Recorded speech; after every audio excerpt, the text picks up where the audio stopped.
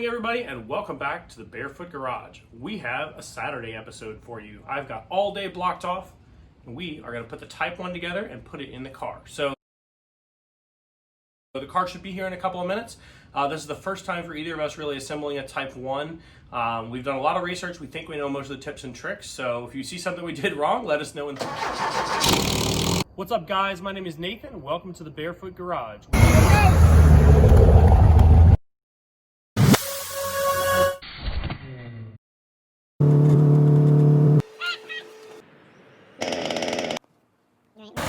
Stay in it! Go, go, go, go, go! Alright, so this is what we have to work with today. I'll talk you guys through what we've got going on. We are going to reuse the cylinder heads. These have already been rebuilt. They've got big valves on them. We gave them a quick cleanup. It's still got good valve springs in it, good seals. Clean up the existing valve covers. We're going to use those again. We did modify these 10s. Normally the 10s end right about here. But since we're running in a Baja, we actually added about 3/4 of an inch in several spots to help get a little bit more cooling. Carburetors are going to stay as is, some new 10, same manifolds, new push rod tubes, and some new linkage. So the order of operations here is we're going to get our pistons set and our rings indexed. We're going to get them into the cylinders and get that on the engine first. Once that's done, bolt the heads down, torque those, and we can start on some of the small ancillaries, the 10, the valve train stuff, the carburetors, and things like that. So let's get after it.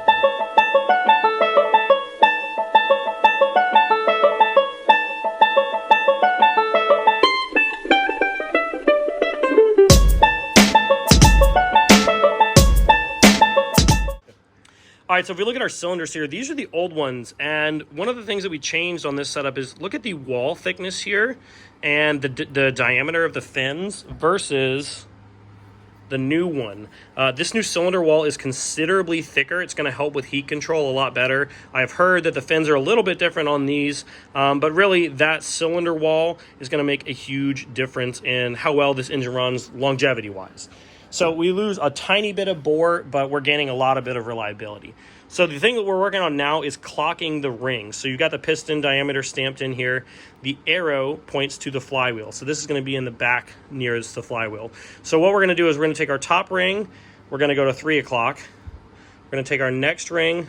We're going to go to 9 o'clock. And then we're going to take the two oil control rings, and we're going to do one at 2 and one at 10 o'clock. So what I'll do is I'll take and I will rotate this until I get one of them where I want. So we'll go ahead and go up there to 2 o'clock. So when you think about it in the car, this is the way that it sits. So those two oil control rings are at the top. They're not at the bottom of the cylinder towards the sump. So that's what we're working on. We're using a little hose clamp to get them in the cylinders. And so let's get back to putting them together.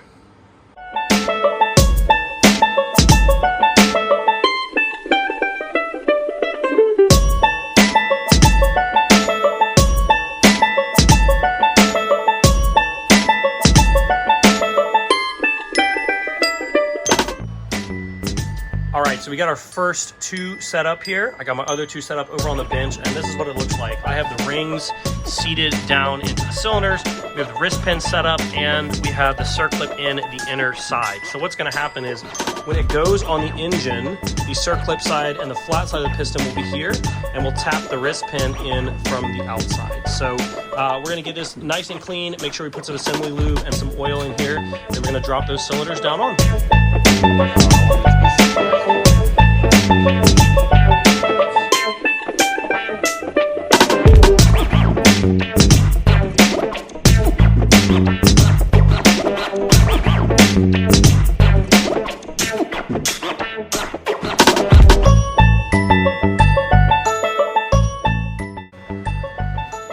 Alright, so we've got our first piston staged up here, and what we're trying to figure out is exactly how we can get it in, and we can check our deck height here. We are using these spacers, and there's different information about whether it needs to go up top or at the bottom.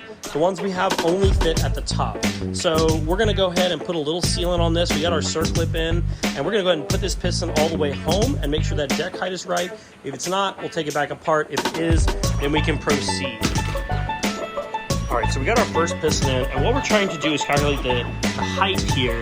And so we're using a straight edge to find the difference between the piston and the top of the cylinders here. So We're still doing some research on making sure this is right. It seems a little large. You see me rocking the piston back and forth in the cylinder. It seems really smooth. We're just trying to find the top and make sure that everything is happy. Arrows towards the flywheel. So once we make sure that this one is right, we'll go ahead and put the other 4 on.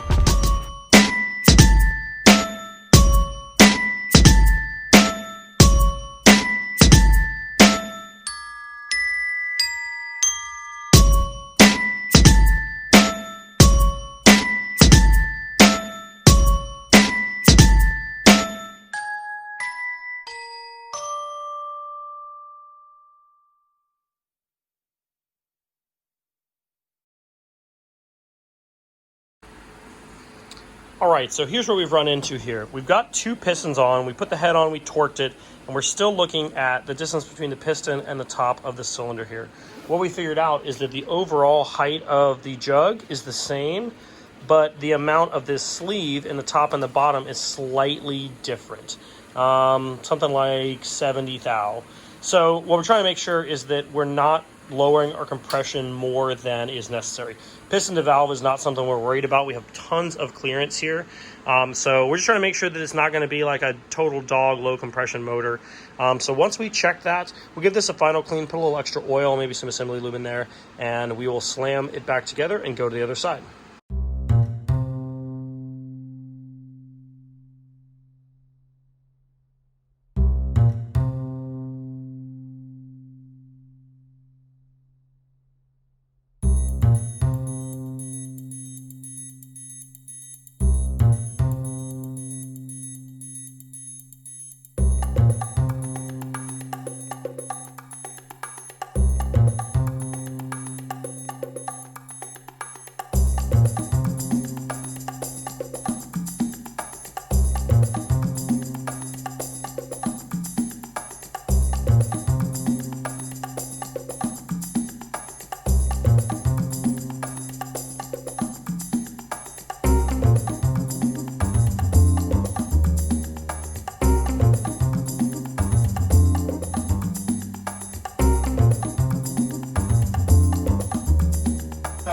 Action.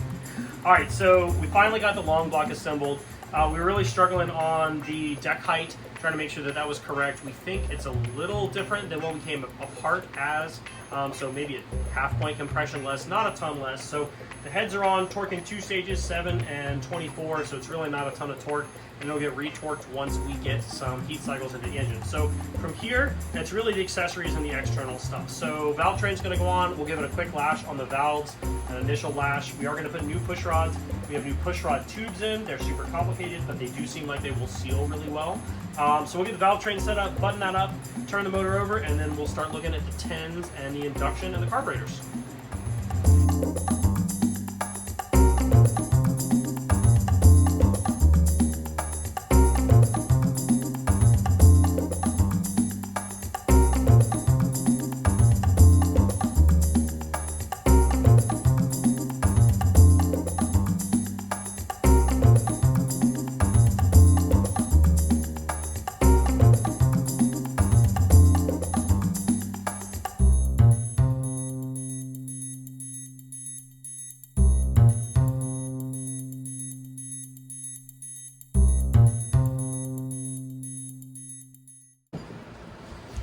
All right, so we are setting the valves here on this Type 1 engine. So just a quick overview. It's a lot like a motorcycle or other things.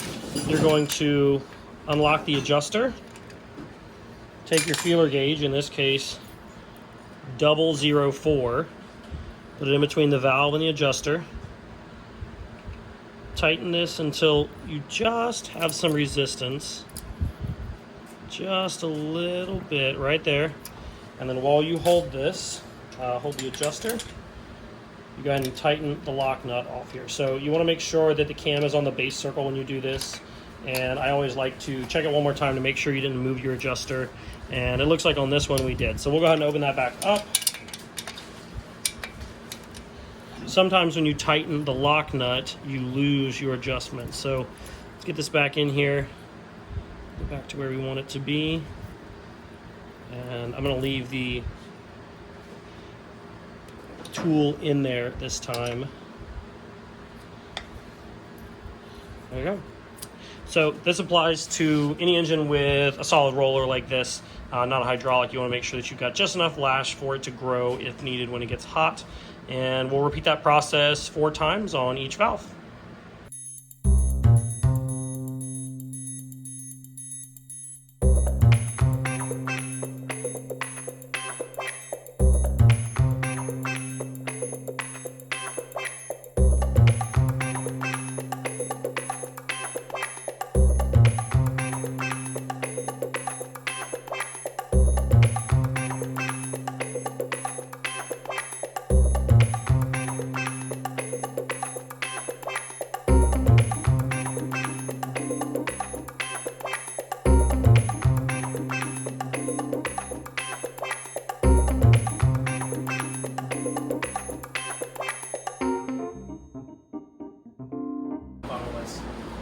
All right, so we have the Type 1 mostly dressed out here. We're going to mess with the linkage a little bit, and then we're going to probably call it a day for today.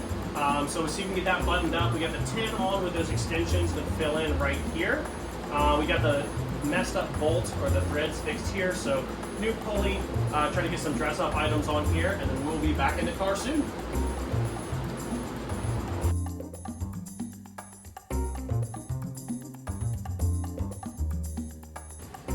All right, guys, this is what a Type 1 looks like after a hard day's work. We worked from 8 to 4 today, and we're pretty much there. There's a couple of trimming pieces that need to be done on the 10.